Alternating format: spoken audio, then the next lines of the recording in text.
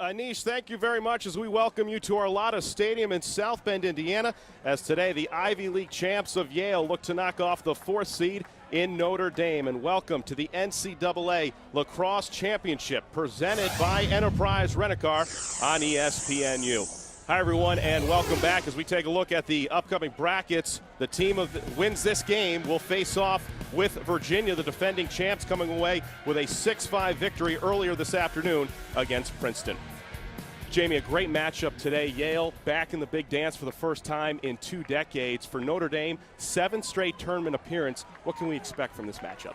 Well, Yale, they're red hot. They've won 9 straight, and they dominated play in the Ivy Championships against Cornell and Princeton. This team wins faceoffs. They play smart team defense. They're scoring goals, and more than anything, this team plays hard.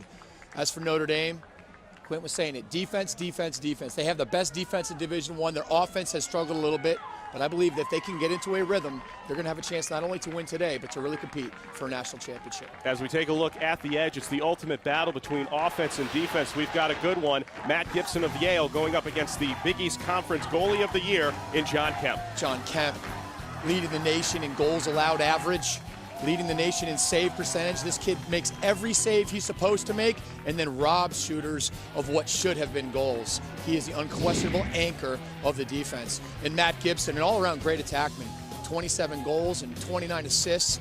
He's slick, he's left-handed, he can finish, he can feed, and he can put some pressure on dodging. He and Dempster are going to put some pressure on the Notre Dame defense. Welcome back to the NCAA Lacrosse Championship presented by Enterprise Rent-A-Car on ESPNU. 30 minutes in the books, 30 minutes to go as Notre Dame has a 6-4 lead over Yale. Welcome back, everyone, alongside former Denver head coach Jamie Monroe.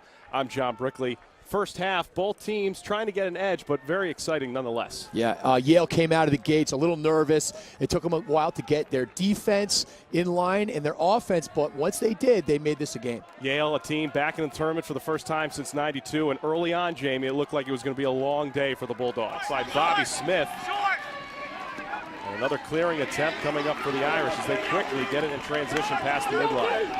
Yale went for the interior feed, but they didn't draw the defense. They didn't make them slide. Shot on the run, bounce shot that finds the back of the net. As Notre Dame continues to build on their lead, Jack Neer Jr., the freshman, coming through. 4-0, Notre Dame on top. Gibson marked by Randall as a defensive player of the year in the Big East. Trying to come up with a defensive stop against Gibson. The senior attacker set a pass to Dempster. That finds the back of the cage. Another goal by this duo. And the deficit is back down to 2. Taken away by Yale. As Mark Browski coming up with the turnover flag, flies the first one of the afternoon. And a loose ball, ground ball picked up. Set a pass in front, Dempster from the play from Gibson. And Yale within 1 at 5-4. Yale wins the faceoff, needing a goal. After Notre Dame has come up with what has been a similar first half to second half. Notre Dame striking early on in that first half, taking a 4-0 lead, and so far, Jamie, their offense red hot here in the second half. Yeah, if Notre Dame's going to start putting a lot of points on the board, it's going to be tough to beat them. You look at we were talking about the stats, their second half stats are through the roof because their defense is so strong and other teams begin to tighten up and start pushing things. Yale needs to stay calm, relaxed, and just play smart lacrosse. Almost a full quarter that Yale has gone scoreless. Looking for their offense to come through, Dempster and Gibson. The freshman Thornton with possession, elects to give it off to Gibson. Once again guarded by the Big East Defensive Player of the Year and Kevin Randall. And the bounce shot that just misses as Gibson tried to go one-handed with it. Gibson, the lefty, rolls back hard to his right hand, as a lot of lefties do. They like to shoot the one-hand wraparound, and it probably had Kemp beat. It just wasn't. It just was off net.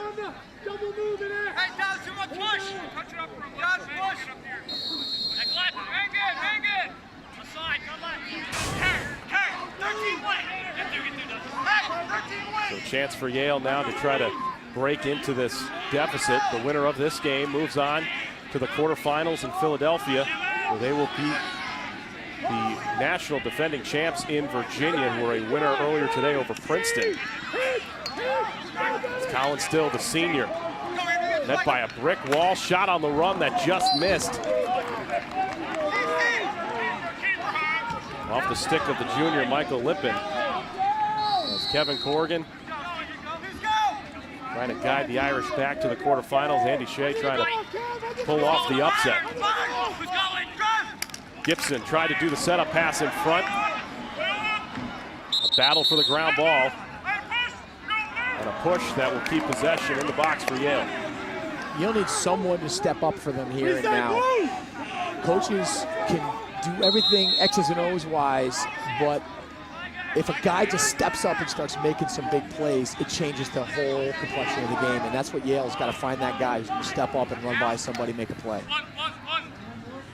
As Still works it to the left side, marked by Quinn Culley, the junior. As Thornton tries to drive through this defense from Notre Dame. Shot bounces, misses, but stays. Gibson kept possession with the ground ball. Now angled low. Kemp with a beautiful stop as the junior anticipating it the whole way. Open cage, Dempster left alone. Another save. Notre Dame's defense coming up big when it matters. 2 men up for Notre Dame. They have struggled on the EMO this year. Last in the Big East, 7 for 28. With a real chance to break this wide open. Doyle. He's got 2 goals so far. This time shot up high as the sophomore Marlette coming through with his second goal of the quarter.